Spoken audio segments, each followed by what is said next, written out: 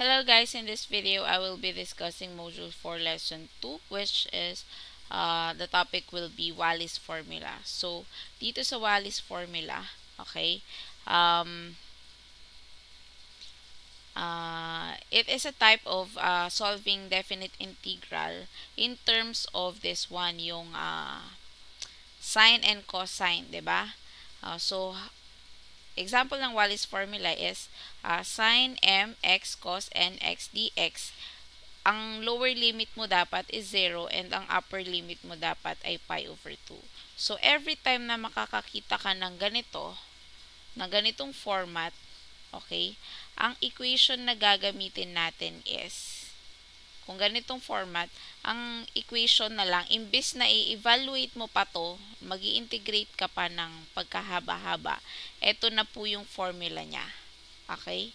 m-1 times m-3 hanggang umabot sa 2 or 1, and then n-1, n-3 hanggang umabot sa 2 or 1 over m plus n times m plus n-2, m plus n-4, m plus m-6 hanggang umabot sa 2 or 1 times alpha, where m and n are non-negative integers at ang alpha mo ay pi over 2 kapag both ng m and n are even, at alpha 1 kapag isa sa kanila ay odd or parehas silang odd. Okay? So, ayan. Imbes na mag-evaluate ka pa ng products of sine and cosine sa integration, okay, ito ng formula ang gagamitin natin. So, let's apply that in the example. Ayan. Sine raised to 4x cosine squared x dx is equals to pi over 2 ay equivalent yan, 'di ba? Ang m natin is 4 at ang n natin ay 2. Sabi is i-minus natin siya sa taas ng odd numbers, okay? 4 minus 1 is 3, okay? 4 minus 3.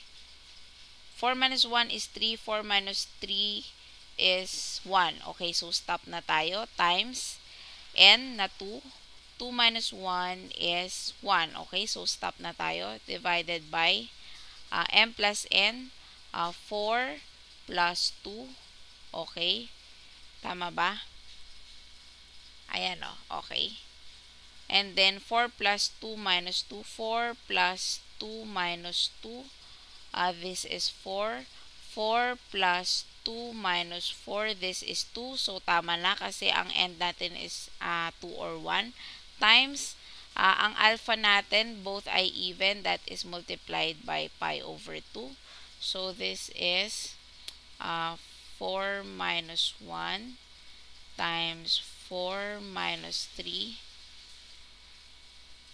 2 minus 1, okay, 4 plus 2, 4 plus 2 minus 2, 4 plus 2 minus 4, even number hanggang mag-end siya ng 2 or 1, okay, and then multiply natin ng pi over 2, okay, dahil both ay even.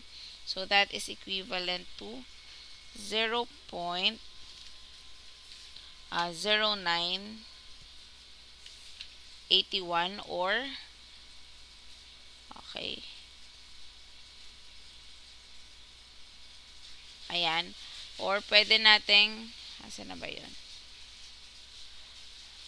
Kapag sinimplify natin ito, 4 minus 1, that is 3. Tama ba? 4 minus 3, that is 1. Okay. 2 minus 1, that is 1. Over 4 plus 2, that is 6. 4 plus 2 minus 2, that is 4. Okay. That is 2. Ayan. And then pi over 2.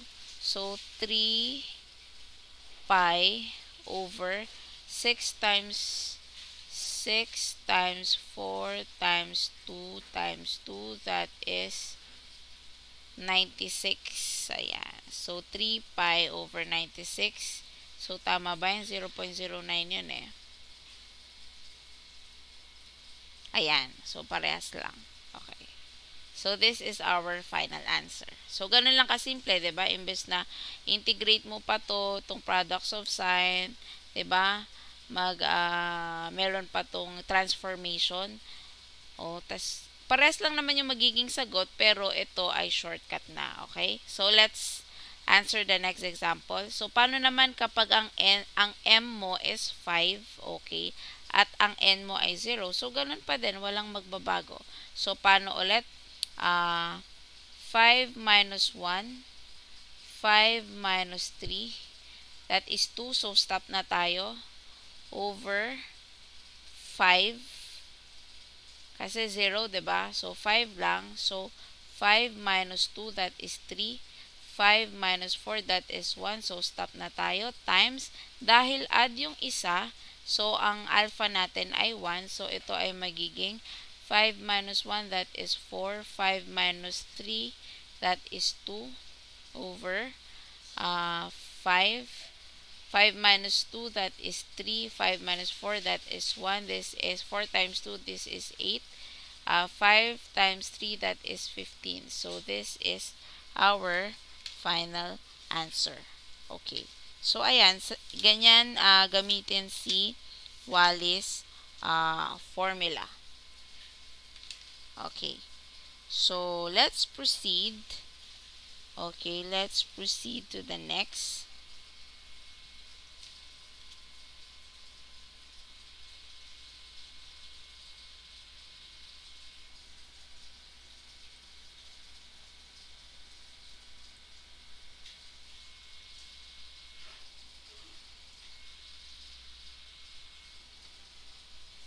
Let's proceed to the next example.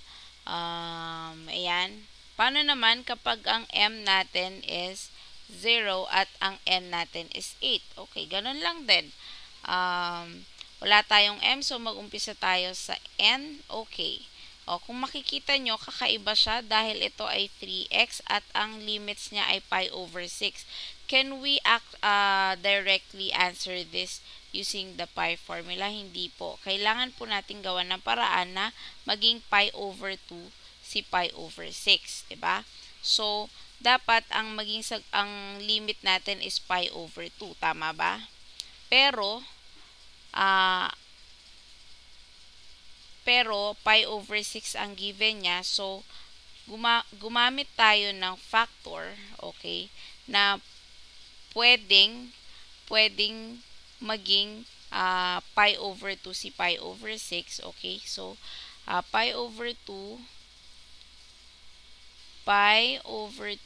divided by pi over 6. Okay, ano daw yung i-multiply natin sa pi over 6? Ayan. So, 3. Okay? So, dapat pala 3. So, 'di ba, ang given na x niya dito ay 3x. So, let's say na ang theta natin ay equivalent sa 3x. Okay? And then, pag nag-derive tayo, d theta, this is equivalent sa 3d x. Okay? Ang meron lang tayo is dx. So, ito ay magiging 1/3 d theta dx. So, kapag substitute, okay? So, kung papansinin natin guys, 3 times, kung ang x dito is pi over 6, equivalent na siya sa pi over 2, diba? 3 times pi over 6 kasi yun ang x niya. Ayan. So, ito ay equivalent na sa pi over 2. So, ang upper limit natin is pwede nang maging pi over 2 and then 0 and then cosine 8. Imbis na 3x theta na to, okay? Ang dx natin is 1/3 d theta. Okay? So, magiging 1/3 0 pi over 2 cosine 8 theta d theta. Okay, so pwede na tayo mag-proceed dun sa Wallis formula kasi pi over 2 na to, imbis na x, naging theta lang, okay? And then, ayan, meron tayong n, okay? So, proceed tayo ulit. N, wala tayong m, so start tayo sa n, that is 8 minus 1 8 minus 3, 1, 3, 5. 8 minus 5, okay. Susunod sa 5 na even number is 7. 8 minus 7, 1 na siya, so stop na. Divided by 8. 8 minus 2, 8 minus 4, 8 minus 6, that is 2, so stop na tayo. And 8 is even, okay. So, pag even, that is pi over 2. Meron tayong 1/3, okay. So, ayan. Meron tayong 1/3. So, ang pag simplify natin to, 1/3, 8 minus 1, that is 7. 8 minus 3, that is 5. 8 minus 5, that is 3. 8 minus 7, that is 1. Okay. 8. 8 minus 2, that is 6. 8 minus 4, that is 4. 8 minus 6, that is 2. Times pi over 2. Okay. So, ito is magiging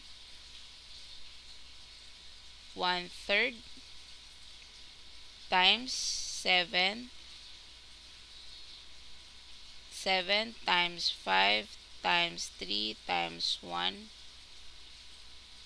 8 times 6 times 4 times 2 times pi over 2. Okay, so that is 0.14, or pwede nating isimplify. Tanggalin muna natin to si pi para makita natin yung fraction. Okay, in terms of pi na lang tayo. Ayan, 35, tapos yung pi over 768. So, this is our final answer. Okay? So, ganun guys, kapag hindi tayo naka-pi over 2, gagawin mo siya ng paraan. For example naman, halimbawa, naka-pi over 4 tayo. Okay? For example, ang limit natin is pi over 4 and then cosine 8x dx. Okay? So, ang gawin natin is ano kaya yung pwede nating i-multiply sa x para maging pi over 4 siya. So, pi over 4 is equals to pi over 2. Ay, sorry. Pi over 2 is equals to x times pi over 4. So, this is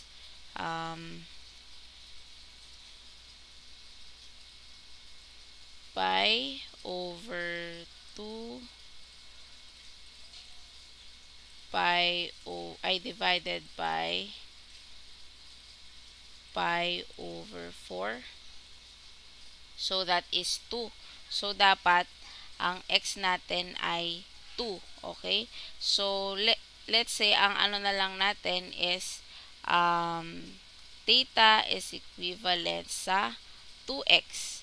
So, d theta is equivalent sa 2 dx. So, ganun lang din, parang kanina. Okay? So, ito lang is magiging 2x. Okay? So, that's it guys. Thank you very much for watching.